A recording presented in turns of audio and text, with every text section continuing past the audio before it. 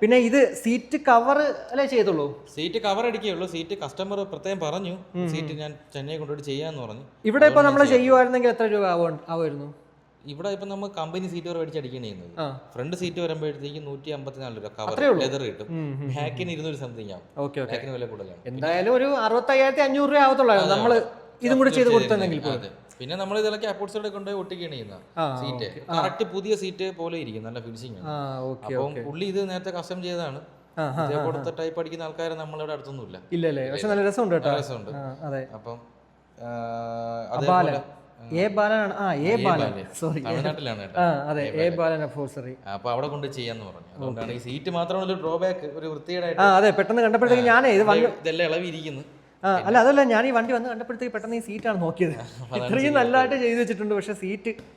അപ്പോൾ അതാണ് കാര്യം. അപ്പോൾ ഇത്രയേ ഉള്ളൂ. എന്തായാലും ഈ ഒരു വീഡിയോയിലൂടെ നമ്മുടെ 2012 മോഡൽ ബുള്ളറ്റ് ക്ലാസിക് 350ന്റെ വിശേഷങ്ങൾ നിങ്ങൾക്ക് മനസ്സിലായെന്ന് വിശ്വസിക്കുന്നു.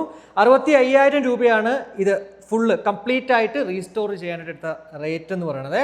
അപ്പോൾ എന്തായാലും ഇതുപോലുള്ള ബുള്ളറ്റ് റീസ്റ്റോർ ചെയ്യാൻ നിങ്ങൾക്കുണ്ടെങ്കിൽ, ഇനി അതല്ല ബുള്ളറ്റ് റിലേറ്റഡ് ആയിട്ടുള്ള എന്ത് പ്രശ്നങ്ങൾക്കും നമ്മുടെ ഷിജിനെ കോൺടാക്ട് ചെയ്യാവുന്നതാണ്. ഷിജിൻ്റെ വർക്ക്ഷോപ്പ് വരുന്നത് തിരുവനന്തപുരം ജില്ലയിൽ കടയ്ക്കാവൂർ, ആറ്റിങ്ങലിനടുത്തുള്ള കടയ്ക്കാവൂരിൽ ചെക്കാലുള്ളാത്ത എന്ന സ്ഥലത്താണ്. ജസ്റ്റ് ഗൂഗിൾ മാപ്പിൽ ബുള്ളറ്റ് സോൺ കടയ്ക്കാവൂർ എന്ന് സെർച്ച് ചെയ്താൽ തന്നെ നിങ്ങൾക്ക് ഷിജിൻ്റെ ആ ഒരു ലൊക്കേഷൻ കിട്ടുന്നതാണ്. കൂടാതെ കോൺടാക്ട് നമ്പർ ഞാൻ ഡിസ്ക്രിപ്ഷനിൽ കൊടുത്തേക്കാം. സോ നിങ്ങൾക്ക് ബുള്ളറ്റ് റിലേറ്റഡ് ആയിട്ടുള്ള എന്ത് സംശയങ്ങൾക്ക് പോലും ഷിജിനെ കോൺടാക്ട് ചെയ്യാവുന്നതാണ്.